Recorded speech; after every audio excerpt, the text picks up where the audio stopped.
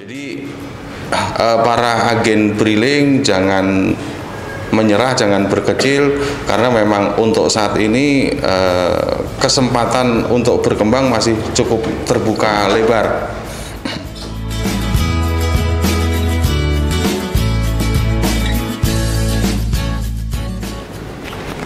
Bismillahirrahmanirrahim. Assalamualaikum warahmatullahi wabarakatuh. Berjumpa lagi di acara yang pertama kita, yaitu Arca Perdana Podcast Agen Briling. Nah, saya sudah menghadirkan di sini udah ada PAB andalan di Tangerang Merdeka. Bapak Rizky ada di sini.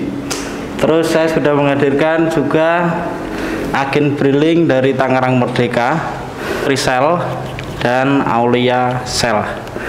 Nah, ini untuk agen briling ini, mereka baru saja memenangkan Speed Fee-Based Income yang diadakan di RO Jakarta 3. Hadiahnya baru saja juga diterima. Nah, untuk perkenalan mungkin Bapak Rizky bisa memperkenalkan, sudah lama menjadi PAB Tangerang Merdeka, udah berapa lama? Silakan Bapak Rizky. Ya, perkenalkan, nama saya Rizky ya. Sudah hampir 1 tahun sih menjabat sebagai petugas agen briling, ya mungkin 1 tahun nanti di bulan November, karena ya tahun lalu saya baru mulai di awal Desember. Ya mungkin itu aja cukup.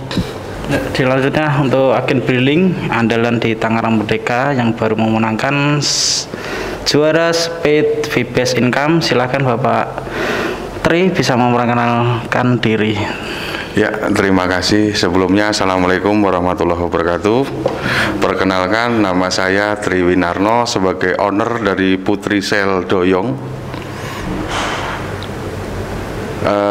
Hari ini saya sangat bersyukur sekali saya mendapatkan penghargaan sebagai pemenang daripada juara FBI Fee-Based Income yang diadakan Regional Office Jakarta 3. Saat ini saya memiliki 15 cabang agen briling. Nah, terima kasih saya ucapkan juga buat Pak Rizky selaku PAB yang selalu mensupport kegiatan Putri Sel. Terima kasih. Dari unit binaan Sukamantri, silakan memperkenalkan diri. Assalamualaikum warahmatullahi wabarakatuh. Saya Aulia Sel dari unit Sukamantri Agen Briling Tangerang Merdeka. Alhamdulillah, terima kasih. Saya hari ini memenangkan hadiah kelas jawara Fee-Based Income, dan terima kasih buat Pak Dedi dan Pak Rizky. Untuk selanjutnya mungkin dari Pak Tri sendiri, mungkin ada tips bagi teman-teman yang untuk memulai agen bisnis briling ini sebenarnya susah nggak sih Pak sebenarnya? Kalau melihat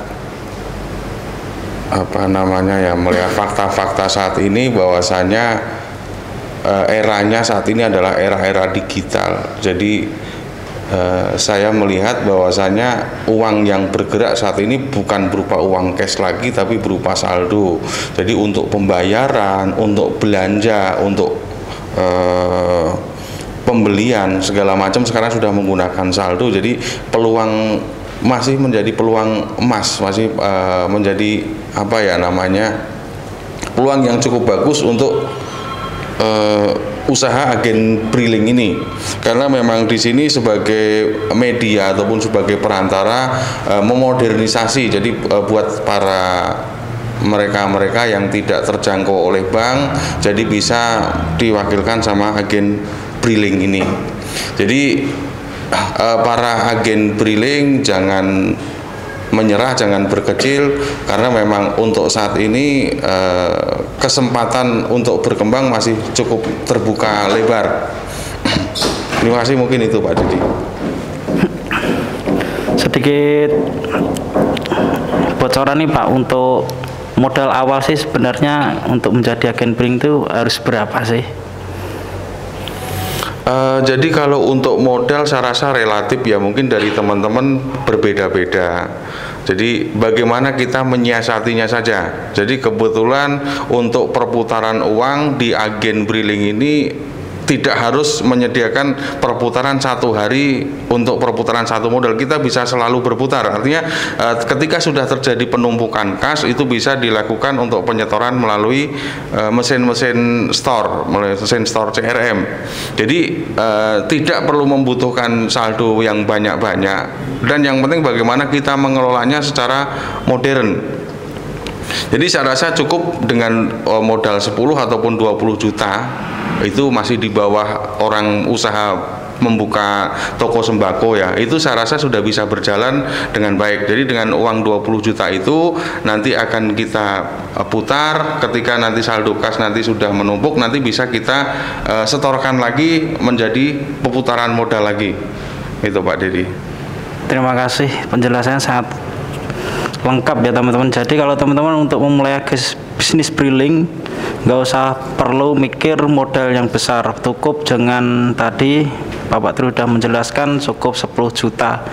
Mungkin untuk sarana yang kedua yang harus menunjang itu ada lokasi. Kalau lokasinya di tengah hutan, ya bagaimana orang yang mau transfer gitu kan. Betul. Jadi lokasi juga menentukan di sini. Jadi teman-teman, yang pertama modal itu yaitu modal kapital modal harus tercukupi. Yang kedua lokasi, yang ketiga mungkin pelayanan kita. Nah, itu 3 poin besar untuk menjadi bisnis agen briling jadi agar sukses. Nah, kalau teman-teman di sini modal cuma 1 juta atau 500.000, dan mungkin dikumpulin dulu baru daftar ke, nanti bisa ke wilayah Tangerang Merdeka, bisa langsung ke Pak Rizky atau ke Bapak Ibu di wilayah yang lain, bisa daftar ke PAB masing-masing. Mungkin untuk dari Pak Agus mungkin ada komentar Pak, untuk lokasi apakah menentukan ramai tidaknya bisnis agen briling itu? Untuk lokasi menurut saya sangat penting ya, karena itu bisa meningkatkan transaksi kita lagi. Apalagi seumpamanya lokasinya kita dekat kayak kos-kosan, dekat pabrik, itu bisa menentukan transaksi kita. Mungkin dari Pak Agus ini, setahu saya lokasinya dekat dengan pabrik, itu yang jadi alasan dia transaksinya rame ya teman-teman. Orang pabrik kan dia tidak perlu mikir dia mau transaksi berapa adminnya, yang penting dia uangnya sampai dari itu juga. Jadi teman-teman pabrik ini kan diburu dengan waktu, makanya ada agen briling dia mampir sebentar 5 menit langsung dia bablas untuk kerja lagi, daripada mereka harus cari-cari mesin ATM yang belum tentu mesinnya itu normal atau bisa buat transfer gitu ya. Wah, jelas. Jadi kita ini kan perusahaan usaha jasa ya. Jasa itu kita harus mengedepankan servis pelayanan kita. Jadi pelanggan itu kita harus memahami apa yang mereka inginkan, apa yang mereka butuhkan. Jadi pelanggan itu kan tujuannya untuk mengirimkan dana ke satu tujuan. Jadi dikala kita bisa memberikan apa yang menjadi harapan mereka, itu insya Allah pelanggan akan balik lagi. Nah, kadang-kadang kan banyak terkendala daripada pelanggan itu karena memang waktu dia, jadi tidak punya banyak waktu, yang memang seperti tadi yang Pak Agus tadi, lokasinya dekat pabrik, dia harus terikat dengan waktu kerja. Jadi jam kerja dia harus cepat balik lagi, sementara di sana juga harus cepat mendapatkan kiriman. Makanya dengan hadirnya agen briling di satu tempat itu bisa menjadi solusi buat mereka. Makanya mereka bisa lebih enjoy bertransaksi di tempatnya, mungkin di agen briling. Jadi pelanggan itu akan tidak keberatan ataupun akan rela mengeluarkan uang lebih demi mendapatkan apa yang memang dia butuhkan, dia perlukan. Nah, jadi kalau menurut saya, kesimpulan saya untuk membuka agen briling ini, satu, memang diperlukan modal, ya modal, tapi tidak harus seperti wah yang mungkin teman-teman kira ya, kayak bank duitnya banyak gitu, tidak juga. Tapi juga perlu lokasi yang cukup strategis juga. Nah, lokasi itu kalau menurut saya itu lokasi-lokasi yang memang banyak penduduknya, penghuninya yang padat. Jadi lokasi yang sekira-kira di sekitarnya itu terdapat mungkin seperti tadi banyak kos-kosan, banyak kontrakan, itu akan menjadi nilai poin plus. Nah, tidak kalah juga, yang penting kalau agen briling ya tadi mengedepankan servis pelayanannya. Jadi kalau toh memang kalau toh memang lagi ada gangguan, dia mampu menjelaskan. Dan yang paling penting mungkin saat ini yang sudah dijalankan di Putrisel itu memodernisasi. Jadi kita memberikan kita mengikuti perkembangan zaman, eranya sekarang zamannya modern digital, pakai sistem. Nah, ini Putrisel sudah mulai menggunakan aplikasi untuk memberikan untuk apa namanya yang diminta oleh para pelanggan, Pak Dedi. Baik, mungkin itu saja. Oke, penjelasan sangat lengkap ya teman-teman. Jadi teman-teman jika ingin berbisnis briling, pertama servis pelayanan itu juga penting. Contoh di sini kebanyakan agen yang gagal itu karena sering menolak pelanggan. Itu yang saya dengar di lapangan ya. Jadi contoh ada orang transfer, seumpama saldo kita kurang, hubungan antara agen komunikasi itu harus erat. Contoh ada yang transfer 10 juta, saldo kita cuma 5 juta. Nah, bagaimana kita bisa biar tidak menolak pelanggan ini? Harusnya agen tersebut kan bisa meminjam uang ke agen briling yang sudah dikenal, yang tentu saja yang modalnya lebih besar dari kita. Jadi jangan seolah kita mau transfer malah ditolak. Pak, mau transfer nggak ada saldonya, jangan begitu. Usahakan kita bisa transfer. Ada agen yang masih individual, jadi mereka tidak mau berbaur dengan agen yang lain. Ini jadi bumerang lah bagi mereka kalau tidak ingin maju gitu. Maaf, boleh saya menambahkan sedikit, Pak Dedi? Iya. Betul sekali ya, sekarang ini zamannya bukan era kompetisi ya. Kita persaingan itu sekarang udah nggak zaman lagi, karena benar. Memang persaingan yang tidak imbang itu contoh saat ini fenomena lawan ataupun saingan daripada agen briling itu sekarang sudah bukan agen briling atau agen bank yang lain, melainkan sekarang lawannya itu sudah aplikasi baik Dana, bank digital. Nah, makanya kalau kita masih asik dengan kompetisi, tunggu kehancurannya. Justru saat ini tuh saatnya berkolaborasi. Kita itu bergandengan tangan. Nah, alhamdulillah di paguyuban ataupun mungkin di khususnya di Tangerang Merdeka ini agen-agen ini terjalin hubungan yang cukup kuat. Nah, dan juga alhamdulillah kemarin kita sudah membuat satu kegiatan ya, ini maaf nanti mungkin di luar konteks, jadi kita sudah membuat koperasi yang mana ini nanti bisa dimanfaatkannya nanti seperti Pak Dedi yang bilang, kalau memang nanti kekurangan saldo itu ada, kita koperasi itu menyediakan namanya modal mendesak. Jadi dia bisa menggunakan fasilitas itu, daripada pelanggan kecewa dia tidak jadi transfer, dia bisa dengan adanya ikut paguyuban, dengan adanya ikut koperasi itu akan ada solusi gitu loh. Nah, makanya benar sekali penting bahwasanya kita ini punya komunitas, kita punya ya tadi bergandengan tangan, saling membantu, saling bergotong royong tadi Pak Dedi. Terima kasih. Menutup sesi kali ini, gak usah lama-lama, ini ada pertanyaan di channel YouTube.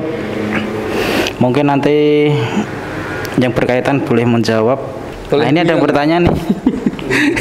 Kayaknya tegang banget nih. Pak, minta tips agar kami bisa cepat dapat mesin edisinya.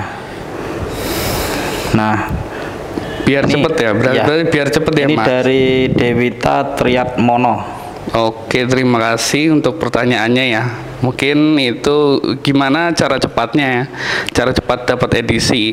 Yang pertama, tetap kita sebagai petugas agen briling itu namanya untuk agen yang baru gitu, tetap kita ngasih target. Nah, target itu yang harus dilampaui setiap agen baru itu. Jadi bukan hanya di transaksi aja, sekarang sudah merambat ke fee-based income. Jadi lebih banyak fee-based income-nya atau lebih banyak transaksi itu kita lebih cepat juga ACC-nya untuk pengajuan mesin edisi gitu Pak.